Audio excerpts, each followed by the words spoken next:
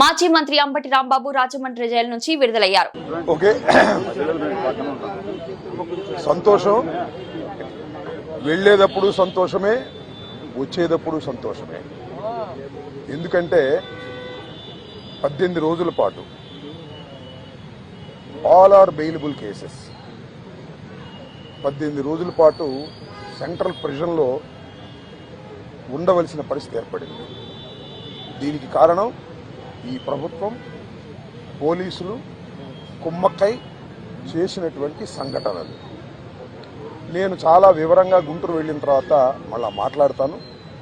నేను అందరికీ ఈ సందర్భంగా నా ధన్యవాదాలు తెలియజేస్తున్నాను. నాకు ఎవరైతే సపోర్ట్ చేశారో ఈ సంఘటనలో, ఎవరైతే మద్దతు పలికారో వారందరికీ నా హృదయపూర్వక ధన్యవాదాలు. అలాగే కొంతమంది మద్దతు పలకలేదు, వారికి కూడా నా ధన్యవాదాలు. వారు ఏమన్నారంటే పెద్ద మాట అన్నారు, దానికి కూడా నేను గుంటూరు వెళ్ళిన సమాధానం చెప్తా. అదేమన్నారంటే అసహ్యంగా మాట్లాడితే దాడులు చేయరా అని. అసహ్యంగా మాట్లాడితే దాడులు చేయదలుచుకుంటే ఎంతమంది మీద చేయాలి? అసహ్యంగా మాట్లాడే వాళ్ళ మీద. అది ఒక అంశం. వాళ్ళకి కూడా నేను రేపు నా సమాధానాన్ని తప్పనిసరిగా చెప్తా. 18 రోజులు నన్ను జైల్లో పెడితే నేను భయపడతా అనుకున్నారేమో.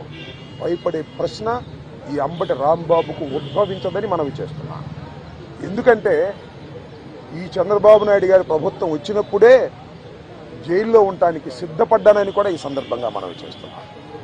నన్ను హింసించాలని, నన్ను జైల్లో పెట్టాలని చంద్రబాబు, లోకేష్ ఎప్పటి నుంచో ప్రయత్నం చేస్తున్నారు. ఎక్కడో దొరికాను, లోపల పెట్టారు. చూద్దాం, టైం విల్ కమ్ అగైన్. పరిస్థితులు మళ్ళా మారతాయి. ఈ పాపానికి వారు పరిష్కారం చేయక తప్పదని కూడా ఈ సందర్భంగా నేను మనవి చేస్తున్నాను. రాజమండ్రి సెంట్రల్ ప్రిజన్ నాకు పట్టుదలను పెంచే ఒక శిక్షణా కేంద్రం అని కూడా ఈ సందర్భంగా నేను మనవి చేస్తున్నాను. మరింత పట్టుదలగా, మరింత కసిగా ఎన్ని కేసులు పెట్టినా, ఎన్ని రోజులు జైల్లో ఉన్నా ఒక్క అడుగు కూడా వెనక్కు వెయ్యను. జగన్మోహన్ రెడ్డి గారి నాయకత్వంలో ఈ కూటమి ప్రభుత్వాన్ని ప్రజాస్వామ్యబద్ధంగా కూల్చేంత వరకు ఈ పోరాటం ఆగదు. ఎన్నిసార్లు జైల్లో పెట్టినా వెనక్కు వెళ్లే ప్రశ్న లేదు. అన్యాయంగా, అక్రమంగా జైల్లో పెట్టారు. నా ఇల్లు దహనం చేయడానికి ప్రయత్నం చేశారు, నా కార్లు బగలగొట్టారు, నా ఆఫీస్ బగలగొట్టారు, నా పెళ్ళాం బిడ్డల్ని తరిమి కొట్టారు, నన్ను చంపడానికి ప్రయత్నం చేశారు, తీసుకొచ్చి జైల్లో పెట్టారు.